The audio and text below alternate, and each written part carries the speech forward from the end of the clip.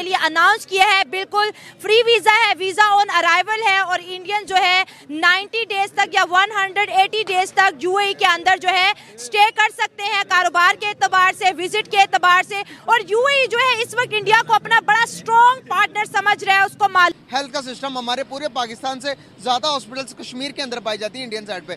India ने वहाँ पर रेलवे सिस्टम दिया, हमारे कश्मीर में कहीं रेलवे सिस्टम का नाम सुना आपने? नहीं, हमने नहीं ना। रेलवे सिस्टम दुनिया की सबसे ऊंची ब्रिज बनाई है नरेंद्र मोदी की हुकूमत में। अभी कुछ दिन पहले की बात है, उन्होंने एक बजट पास किया, वो गए कश्मीर, 32,000 करोड़ रुपए वहाँ पर लगा दिए उस बंदे ने। अभी सचिन तेंदुलकर भी वहाँ पर गए और उन्होंने वहाँ पर क्रिकेट खेली, वो बड़ा मशहूर हो रहा है कि भाई वहाँ के अभी लोग भी जा रहे टूरिस्ट। सर टूरिज्म एक हब बना दिया उन्होंने कश्मीर को 370 के आर्टिकल के बाद। हम यहाँ इंडिया के प्राइम मिनिस्टर ने कश्मीर का विजिट किया और वहाँ पे 30,500 करोड़ की ना सिर्फ इन्वेस्टमेंट का बोला बल्कि और भी 200 से ज्यादा प्रोजेक्ट्स के हवाले से ऐलान।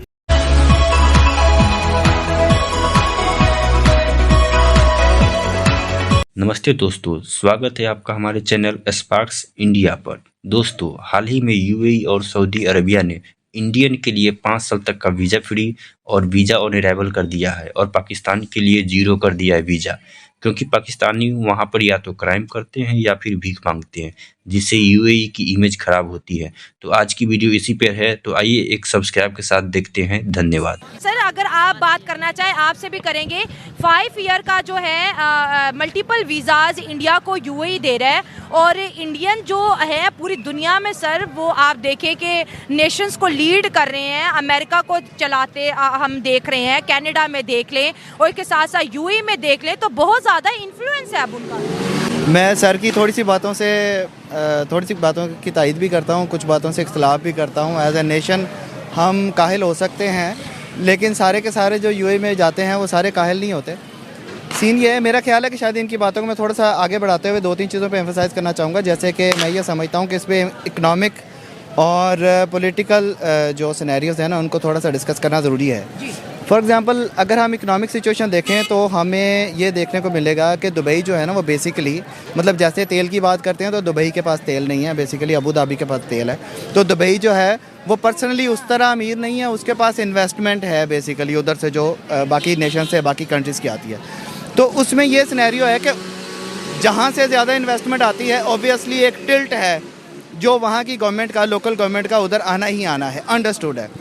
आप इसमें अब मैं इसके साथ पॉलिटिकल को जोड़ता हूँ कि बेसिकली हमारा पॉलिटिकल फेलियर है यहाँ पे कि हम वो सिचुएशंस, वो इकोनॉमिक कंडीशंस पैदा नहीं कर सके जो उस टिल्ट को अपनी तरफ मोड़ सकें।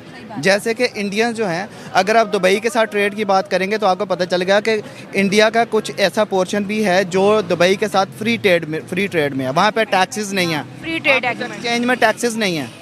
लेकिन पाकिस्तान के साथ ऐसा कोई एग्रीमेंट नहीं है। That is a political failure. Economic failure अपनी जगह पे, हम कुछ अफोर्ड करते हैं, कुछ नहीं अफोर्ड करते, but it's a political failure. हम उन लोगों के राइट्स को सिक्योर करने में एज अ पॉलिटिकल गवर्नमेंट नाकाम हुए हैं, जिन लोगों के राइट्स जो कि बाहर जाते हैं और अपनी सर्विसेज वहाँ पे देते हैं। अब देखें, यहाँ पे एक पिछले 2-2.5 साल में आपने बातें बड़ी अच्छी की हैं और एक बड़ी अथेंटिक वे में आप चीज़ डिस्कस करें हैं, लेकिन यहाँ पर सिलसिला ये है कि हमारे मुल्क के अंदर सियासत को इस्लाम के साथ जोड़ के चलाया गया। हमने दुनिया को, जैसे मैंने उनसे पूछा कि इस्लामिक लेंस से देखा, हमारे तो कभी तस्वुर में भी नहीं था कि इस्लामिक दुनिया पाकिस्तान को किनारे लगा के इंडिया के साथ ताल्लुकात बनाएगी। हमें तो ये था कि इस्लामिक कंट्री इंडिया के साथ क्यों बैठेंगी, इस्लामिक कंट्री इंडिया के कहने पे मंदिर क्यों बनाएगी, इस्लामिक कंट्री इंडिया को फ्री एंट्री वीज़ा क्यों देंगी। आज पाकिस्तान रो रहा है कि मुझे जाना है, लेकिन वीज़ाज नहीं है हमारे पास, हमारी कोई लीडरशिप नहीं है हमारी। कहीं ना कहीं पर सर ऐसा माहौल पैदा हो गया है कि अब दुनिया पाकिस्तानियों को नहीं देखना चाहती है। मैं इस पे थोड़ा सा बात करता हूँ। एक्चुअली सारी चीज़ें ऐसी नहीं हैं। अगर आप इस 5 साल के वीज़े के वाले से बैकग्राउंड देखेंगे ना, तो 5 साल का वीज़ा जो है ये पहले पाकिस्तानी को भी अलाउड है, ये पहले से है। ये मल्टीपल वीज़ा है, इसमें कोई 3 मंथ्स अलाउड होते हैं पर ईयर और एक एक्सटेंशन भी ले सकते हैं आप। इसमें बड़ा सस्ता सा वीज़ा होता है।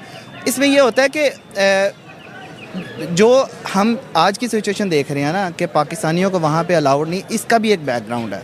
वहाँ पे इतने बैंकिंग फ्रॉड्स हुए हैं, वो बैंकिंग फ्रॉड जो हैं वो उसमें जब बैक एंड पे देखते हैं तो इंडियन और पाकिस्तानी होते हैं अल्टीमेटली। वो एज ए कंपनी भी होते हैं, एज ए इंडिविजुअल्स भी होते हैं। लेकिन अब जब वो बात वही आ गई कि थ्रेट किनको है, पाकिस्तानियों को, फ्रॉड वो भी करते हैं। ऐसा नहीं है कि वो वहाँ पे सारे ईमानदार नहीं है, वो फ्रॉड भी करते हैं। लेकिन पाकिस्तानी को थ्रेट ये है कि ना तो इनकी पॉलिटिकल गवर्नमेंट उनको उस स्ट्रेटजी में आगे जाके फ्रंट लाइन पे उनको डिस्कस करती है, और ना ही इकनॉमिक सिचुएशन ऐसी है कि हम उनके साथ कोई टैक्सेस वगैरह की फिर दोबारा फ्री कोई इस तरह की डील करते हैं जिसमें हम उनके ट्रेडिंग में हम पार्टनर बनते हैं कि हमारा मैन पावर उधर जाता है और उनसे हम सर्विस लेते हैं या नहीं लेते। हेल्थ का सिस्टम हमारे पूरे पाकिस्तान से ज़्यादा हॉस्पिटल्स कश्मीर के अंदर पाई जाती है इंडियन साइड पे। इंडिया ने वहाँ पर रेलवे सिस्टम दिया, हमारे कश्मीर में कहीं रेलवे सिस्टम का नाम सुना आपने? नहीं हमने नहीं ना। रेलवे सिस्टम दुनिया की सबसे ऊंची ब्रिज बनाई है नरेंद्र मोदी की हुकूमत में। अभी कुछ दिन पहले की बात है, उन्होंने एक बजट पास किया, वो गए कश्मीर, 32,000 करोड़ रुपए वहाँ पर लगा दिए उस बंदे ने। अभी सचिन तेंदुलकर भी वहाँ पर गए और उन्होंने वहाँ पर क्रिकेट खेली, वो बड़ा मशहूर हो रहा है कि भाई वहाँ के अभी लोग भी जा रहे, टूरिस्ट। सर टूरिज्म एक हब बना दिया उन्होंने कश्मीर को 370 के आर्टिकल के बाद। हम यहाँ पर अभी भी चीखते हैं कि कश्मीर बनेगा पाकिस्तान। क्या हम अपने पाकिस्तानी को राइट्स दे रहे हैं जो कश्मीर की बात कर रहे हैं? देखें जी, कश्मीर बनेगा पाकिस्तान सिर्फ नारा लगाने से तो नहीं बनेगा, हमें कुछ करना होगा, हमें डेवलपमेंट करनी होगी। आपने नरेंद्र मोदी की बात की है, वो 2 बार प्राइम मिनिस्टर बन गया, वो तीसरी बार भी बन जाएगा। क्यों? वो आम आदमी को आगे लेकर आ रहा है। मैं जाऊँ नून लीग में, मुझे रखेंगे ही नहीं। मैं जाऊँ किसी पॉलिटिकल पार्टी में, मैं आम आदमी हूँ ना, कि यार मैं पढ़ा लिखा हूँ, मैं मास्टर्स हूँ, मैं ग्रेजुएट हूँ, मुझे रखो, मैं काम करूँगा। मुझे यहाँ की सियासत में फ्यूचर नज़र नहीं आता, उनको नज़र आता है, तो वो काम कर रहे हैं, नए नए लोगों को आगे ला रहे हैं। तो मेरा ख्याल है कि हमें आगे निकलना है, तो ये सारी चीज़ों पे लड़ाइयों को छोड़ के कि तू नून का, तू काफ का, तू पीटीआई का, मिल के बैठ जाएं और मुल्क के लिए कुछ करें। कश्मीर के लिए भी तब भी होगा। देखें, हम अभी अपना मुल्क ठीक नहीं कर पा रहे, कश्मीर की लड़ाई तो इंडिया से है ना हमारी, तो अपना मुल्क बड़ी दूर की बात है ना सर। इंटरनल पॉलिसीज को ठीक कर लें, हालात बेहतर हो जाएंगे इंशाल्लाह। सर कैसे देखते हैं आज की एक इंडियन साइड कश्मीर की एक जर्नलिस्ट है, याना मीर उनका नाम है सर, वो यूके के पार्लियामेंट में जाकर कहती है कि मैं मलाला यूसुफजई नहीं हूँ, मैं कश्मीर की बेटी हूँ। हम अपने मुल्क में बहुत खुश हैं, तो पाकिस्तान को चाहिए कि वो अपने मामलात को पहले देखे।